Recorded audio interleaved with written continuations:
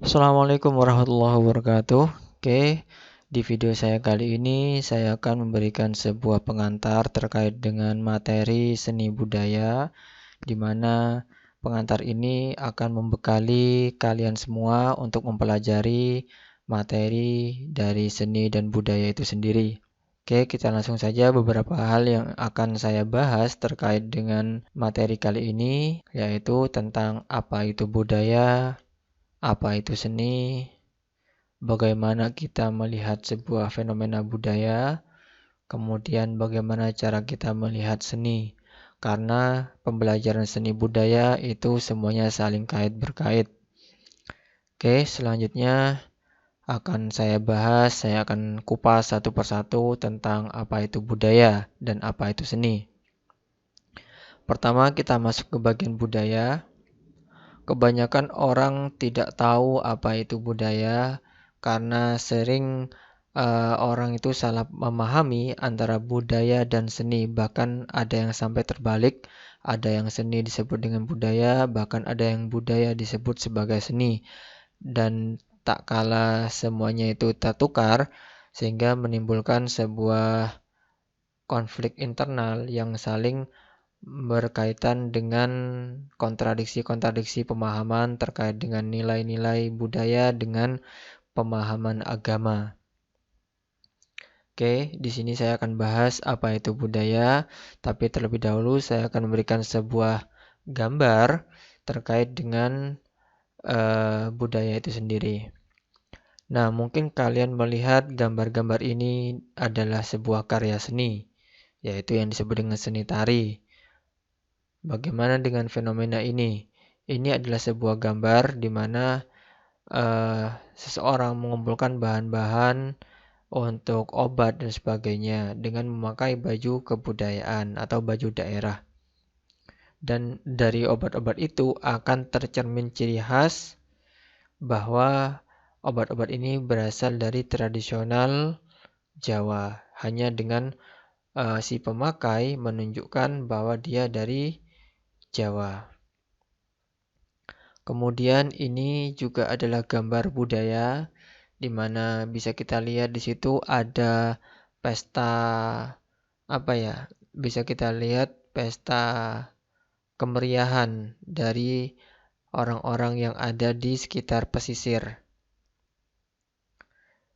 Ini juga adalah bagian dari kebudayaan di mana biasanya daerah-daerah tertentu itu memiliki ciri khas dari karya seni, misalnya karya seni topengnya, karya seni dalangnya, atau mungkin karya seni wayang goleknya, dan sebagainya. Kemudian ini ada juga reog ya. Kemudian ini juga reog. Ini kalian sebut budaya atau karya seni. Nah, sekarang akan kita bahas satu persatu. Misalnya seperti ini juga ada tarian, kemudian permainan tradisional, bangunan-bangunan bersejarah, peninggalan-peninggalan, dan sebagainya. Atau mungkin sekarang kita lebih mengenal dengan budaya modern ya.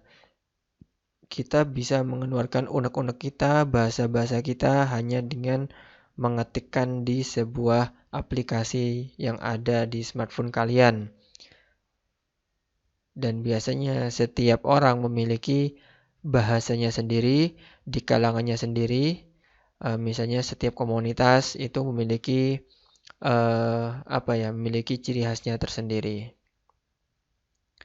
Dan karena budaya-budaya itu kita tidak bisa pungkiri ya sekarang dengan adanya budaya baru bisa kita lihat sendiri meskipun kita berkumpul tapi kita bisa asik-asik sendiri. Kemudian seolah-olah kita tidak bisa lepas dari smartphone kita bahkan ketika kita tidur. Seolah-olah kita itu tidak bisa hidup tanpa smartphone ya. Kalau kita lihat dari ilustrasi gambar ini, di antara keluarga semuanya pada sibuk sendiri, bapak, ibu, anak. Bahkan di ruang makan pun kita tidak bisa lepas dari smartphone kita. Ini adalah budaya kita, budaya sekarang. Bahkan anak-anak kita, adik-adik kita mungkin ketika mereka bersosialisasi di luar, itu akan terlihat seperti ini. Dan ini juga budaya baru bagi kita. Sebelum kita makan, kita memesan makanan dan kita foto terlebih dahulu. Kita upload di sosial media, baru setelah itu kita makan. Nah, dari fenomena-fenomena itu muncullah karya-karya seni untuk merekam sebuah budaya. Misalnya karya seni yang seperti ini, dia itu ingin menunjukkan bahwasanya kita itu sekarang dikuasai oleh sosial media. Mata kita tertuju pada sosial media. Kita tidak bisa melihat kanan ke kiri dan seolah-olah kita dikuasai, kita terhipnotis oleh sosial media tersebut. Bahkan ada juga orang yang membuat sebuah karya seni yang seperti ini. Seolah-olah kita itu terjerat, terjaring dengan sosial media tersebut. Ini adalah rekam jejak suatu peristiwa di mana keadaan kita sekarang. Itulah budaya kita yang tercermin, yang muncul, yang diilustrasikan melalui berbagai macam media. Nah, sekarang berdasarkan dari gambar-gambar tadi, siapa di antara kalian yang mungkin bisa menjelaskan apa itu budaya? Saya kasih waktu 1 menit untuk berpikir dan menyampaikan. Silakan kalian ketikkan di kolom deskripsi. Oke, silakan kalian ketikkan di bagian komentar untuk menjawab apa itu budaya. Oke, sekarang kita bahas apa itu budaya. Pertama kita bahas apa itu budaya. Menurut pendapat dari Kunchoro-Ningrat, kebudayaan itu berasal dari kata Sanskerta yang berasal dari kata budaya yang merupakan bentuk jamak dari budi atau akal. Nah, dari sini bisa kita nalar bahwasanya sebuah kebudayaan itu terbentuk dari budi dan akal. Budi berarti adalah sebuah sikap, kemudian akal bagaimana cara kita menyikapi, bagaimana cara kita bersikap seperti itu. Kemudian berdasarkan dari kata jamak budi dan akal tersebut, maka muncullah pengertian dari kebudayaan yang disebutkan adalah keseluruhan pengetahuan. Ingat, di sini ada keseluruhan pengetahuan, berarti di sini mencerminkan semua yang ada sejak zaman leluhur, sejak zaman nenek moyang kita yang diwariskan kepada kita. Ya, seperti itu ya. Karena di sini berisikan keseluruhan pengetahuan, kepercayaan, nilai-nilai yang dimiliki oleh manusia sebagai makhluk sosial yang isinya adalah seperangkat model pengetahuan atau sistem makna yang terjalin secara menyeluruh dalam simbol-simbol yang ditransmisikan secara historis. Nah, yang ditransmisikan secara historis berarti apa? Dari nenek moyang diturunkan lagi ke anak cucunya, diturunkan lagi terus. Nilai-nilai tersebut itu diturunkan, kepercayaan-kepercayaan itu diturunkan, diwariskan hingga sampai kepada kita yang sekarang. Itulah budaya, itulah kebudayaan. Jadi, yang ingin saya sampaikan di sini bahwasanya kebudayaan itu lahir dari sebuah pemikiran, kemudian yang diaplikasikan ke dalam bentuk perbuatan, sehingga memberikan orang-orang itu sebuah pengetahuan, kepercayaan, dan nilai-nilai yang dimiliki oleh manusia sebagai makhluk sosial. Karena keseluruhan pengetahuan, kemudian bentuk budi dan akal ini, itu diterapkan kita sebagai manusia, sebagai makhluk sosial. Seperti itu. Oke, selanjutnya kita akan bahas seni. Kebanyakan orang ketika membahas sebuah karya seni atau seni itu sendiri, seni itu apa? Ketika ada pertanyaan seperti itu, maka kebanyakan orang akan menjawab bahwa seni itu indah. Indah yang seperti apa yang dimaksud? Nah, karena indah di sini adalah jawaban yang universal ya, bukan yang spesifik. Apakah indah seperti kita melihat sebuah pemandangan seperti ini ketika matahari tenggelam, atau mungkin ketika matahari terbit. Ya, seperti itu. Atau mungkin ketika kita melihat pemandangan pegunungan yang ada di sekitar danau, sungai, dan sebagainya yang udaranya sejuk. Atau mungkin kalian melihat pemandangan gunung yang tinggi-tinggi seperti itu. Bagi kalian yang suka naik gunung, nah itu akan kalian mungkin akan bilang, itulah keindahan yang sejati. Atau mungkin ketika kalian melihat seperti ini, itu baru dibilang indah. Nah, apakah indah ini yang dimaksud? Apakah ini juga karya seni? Atau mungkin indah yang seperti ini? Ini Mbak Indah ya namanya. Atau mungkin Mbak Indah yang seperti ini? Atau Mbak Indah yang ini? Atau mungkin indah yang seperti ini? Atau mungkin yang seperti ini? Nah, setiap orang, setiap individu pasti memiliki keindahannya sendiri. Karena setiap orang memiliki persepsi akan keindahan itu sendiri yang dimilikinya sesuai dengan pengalaman hidupnya. Ketika kita berbicara dengan persepsi diri, ketahuilah bahwasanya otak kita ada otak kanan dan otak kiri, dan seni itu ada di bagian otak kanan tentang ide, kreativitas, kemudian imajinasi, persepsi visual, dan sebagainya, itu ada di kandungan otak kanan kita. Sehingga pastinya setiap orang memiliki warnanya tersendiri, memiliki ciri khasnya tersendiri, pemikirannya sendiri, imajinasi yang berbeda, sehingga konsep keindahan menurut setiap individu itu pasti berbeda. Akan tetapi tidak menolak sebuah kemungkinan bahwasanya setiap orang pasti memiliki persepsi yang sama akan keindahan. Jadi keindahan tentang sebuah karya seni, pemahaman tentang sebuah karya seni itu pasti memiliki satu titik yang sama, persepsi yang sama di antara setiap individu. Jadi pasti kalian akan menemukan seseorang ketika melihat sesuatu itu memiliki minat yang sama, pasti memiliki, oh ini yang bagus, dan teman kalian juga pasti menyebutkan itu juga yang bagus, yang indah, seperti itu ya. Jadi memiliki kesepemahaman pengertian tentang itu. Kemudian kalian juga pasti ada yang seminat. Oh, kalian ketika menonton sebuah teater pasti ada yang suka. Karena yang hadir di tempat itu pastilah yang suka teater. Nah, ini yang disebut dengan kesepemahaman peminatan. Ya, seperti itu. Kemudian kalian juga pasti ada yang suka tentang seni patung. Ada juga yang suka seni tari. Ada juga yang suka seni rupa, menggambar, desain, dan sebagainya. Ada juga yang suka musik. Nah, berdasarkan dari itu, kira-kira apa itu seni? Apakah seni itu indah? Indah yang seperti apa? Oh, indah itu yang estetika. Estetika itu apa? Nah, dari situ ya. Dari situ bisa kita ambil kesimpulan dari berbagai kata yang disebutkan di atas, yang diutarakan di gambar-gambar sebelumnya, maka terdapat beberapa pendapat tentang pengertian seni. Kita bahas satu persatu.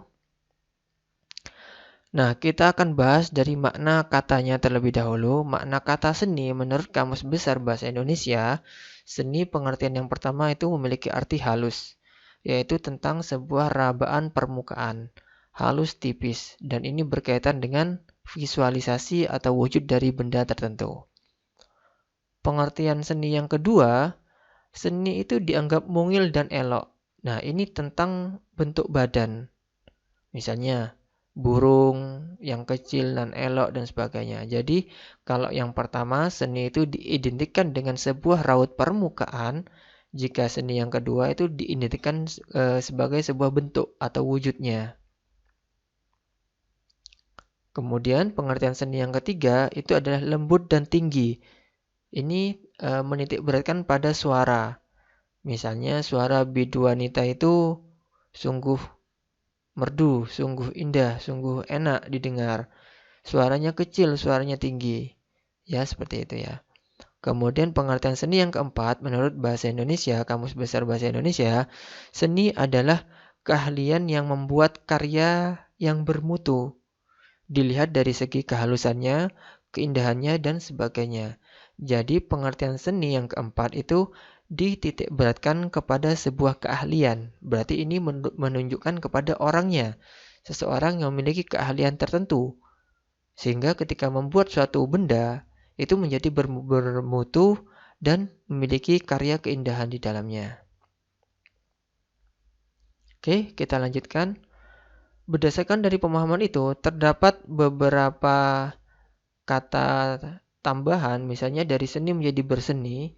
Nah, itu memiliki pemaknaan yang berbeda juga. Dari seni menjadi berseni, misalnya, wah, itu mobilnya berseni ya. Nah, itu berarti apa? Seseorang yang memiliki benda tersebut itu memiliki rasa seni, mempunyai rasa seni, mengandung nilai seni di dalamnya. Seperti itu. Kemudian ketika kata seni berubah menjadi kesenian, nah maka ini sudah berbicara tentang perihal seni, keindahannya, sejarahnya, bagaimana perkembangan seninya, rakyat yang berkesenian di situ.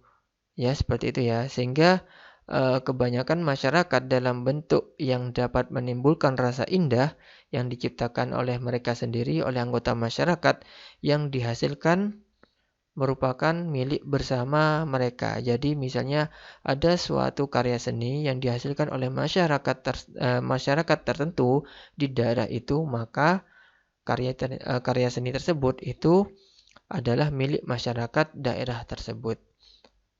Jadi kesenian daerah tertentu itu adalah milik daerah tertentu. Maka dari itu bisa kita lihat bersama di sini kata seni itu bisa memiliki berbagai macam makna tergantung kita implementasikannya kemana. Kemudian dari kata seni muncul istilah berseni, kemudian kesenian. Ini yang perlu kita pahami. Selanjutnya beberapa pakar itu memiliki pengertiannya tersendiri tentang seni. Misalnya kita sebut seorang filsuf dari Yunani, Aristoteles, itu menyebutkan bahwasanya pengertian seni adalah suatu bentuk ungkapan dan penampilan yang tidak pernah menyimpang dari kenyataan, dan seni itu meniru alam. Maksud dari pernyataan Aristoteles ini bahwasanya adalah seni itu adalah tiruan alam dan tidak akan pernah menyimpang dari kenyataan. Ketika kita menggambar gunung, ya kita harus tahu gunung. Kita gak mungkin menggambar ayam tanpa harus melihat ayam. Jadi kita sebelum menggambar sesuatu, kita harus melihat wujudnya itu dulu. Baru kita menggambarnya sesuai dengan pemahaman kita. Itu menurut pendapat dari Aristoteles. Selanjutnya, filsuf dari Yunani juga adalah Plato. Ini adalah murid dari Aristoteles. Menurut Plato, pengertian seni adalah hasil tiruan alam dan segala isinya. Ya. Jadi, menurut Plato, seni itu adalah hasil tiruan alam berdasarkan segala isinya. Art is imitator. Seni itu adalah peniruan alam. Jadi segala sesuatu yang ada di seni itu adalah hasil tiruan alam. Kemudian pendapat yang ketiga dari Herbert Reed. Menurut Herbert Reed, dia adalah seorang pengamat seni dari Inggris. Pengertian seni di situ disebutkan adalah ekspresi hasil dari penuangan, pengamatan, dan pengalaman yang dikaitkan dengan perasaan, aktivitas fisik, dan psikologis ke dalam bentuk karya. Nah, jadi menurut Herbert Reed, seseorang yang memiliki pengalaman dan pengamatan terhadap sesuatu, maka dia itu mencampurkannya dengan perasaan, kemudian diwujudkan dalam suatu karya. Contohnya seperti ini.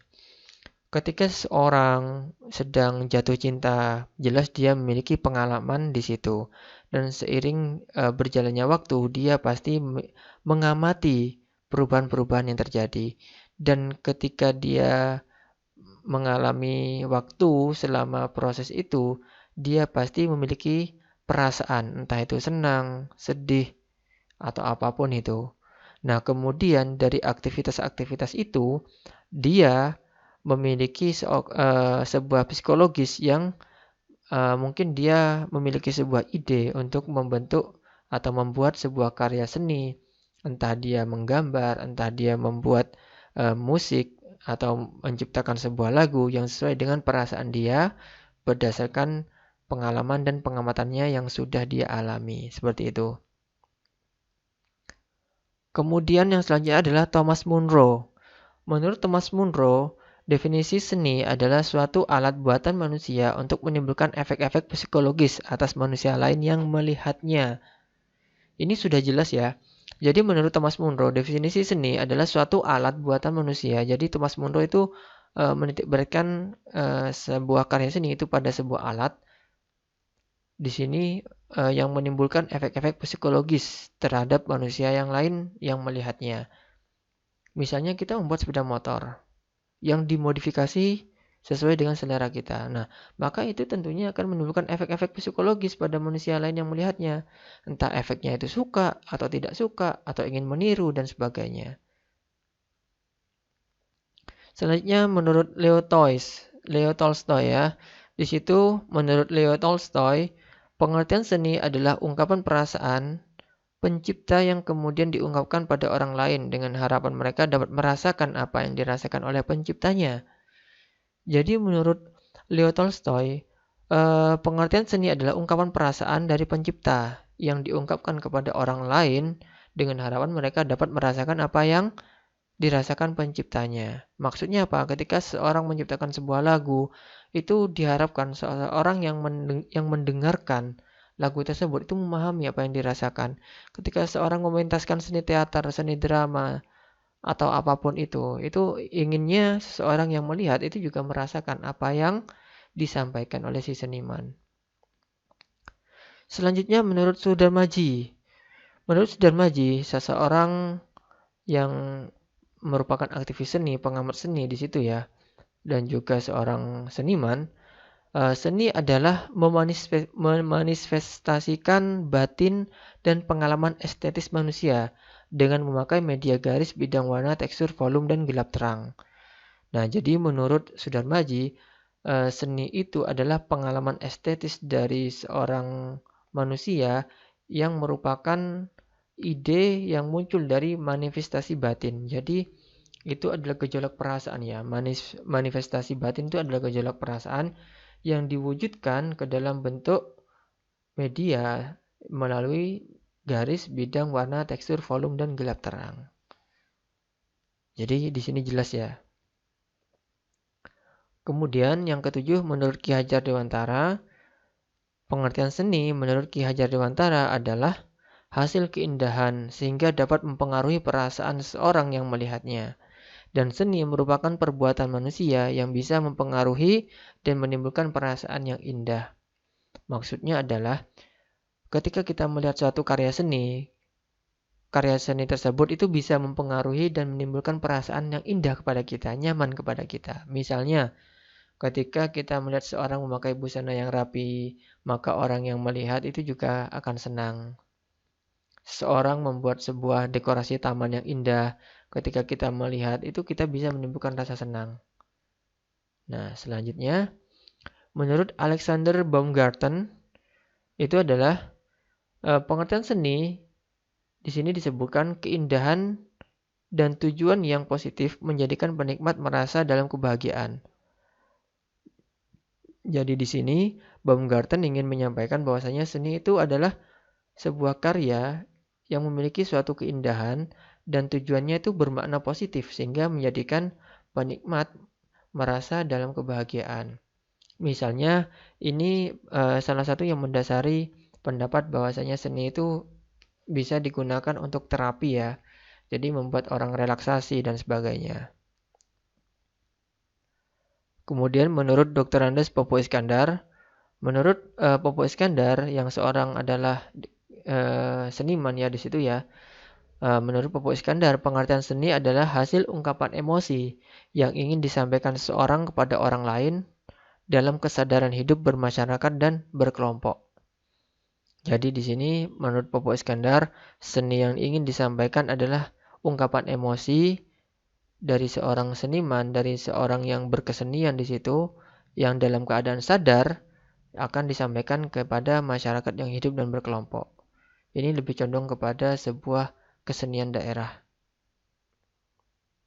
Kemudian menurut Immanuel Kant di situ definisi seni adalah sebuah impian karena rumus-rumus tidak dapat mengikhtiarkan kenyataan.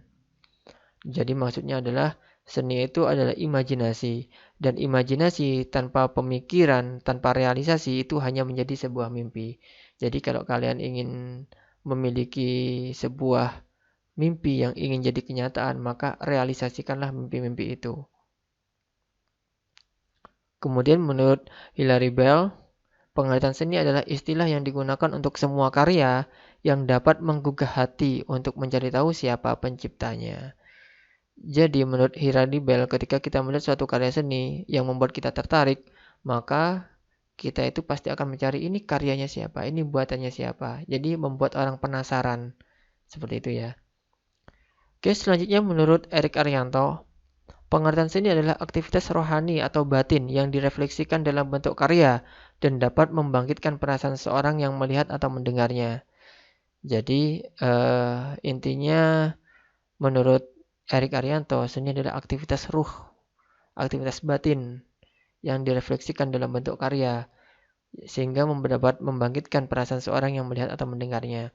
Di sini misalnya kita mendengar lagu-lagu rohani, lagu-lagu religius, karya-karya arsitektur keagamaan. Nah, itu bisa menggugah orang yang melihat dan mendengarnya untuk lebih beriman, untuk lebih merefleksikan dirinya dan sebagainya. Kemudian yang terakhir, menurut Ensiklopedia Bahasa Indonesia, di situ dijelaskan pengertian seni adalah ciptaan dari segala hal. Karena keindahannya, maka orang itu bisa senang untuk melihat maupun mendengarkannya. Jadi intinya sama ya. Nah, itulah 13 pengertian seni menurut para ahli seni ya yang ada di seluruh dunia. Dan bisa kita lihat, kita tidak bisa memungkiri ya bahwasanya seni itu hadir di tengah-tengah kita.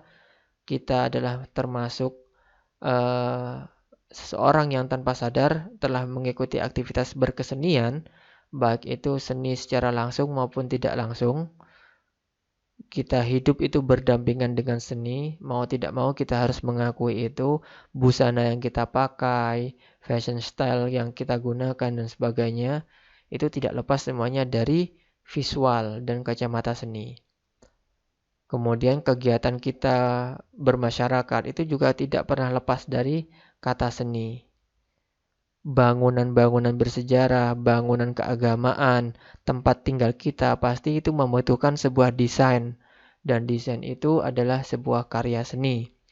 Baik dari segi pintunya, pasti kalau orang Jawa apalagi ya, itu ada berbagai macam jenis filosofis ketika kita ingin membuat sebuah rumah, mendesain sebuah rumah, bahkan jenis pintu dan menghadap rumah itu memiliki suatu fenomena dan makna-makna tersendiri.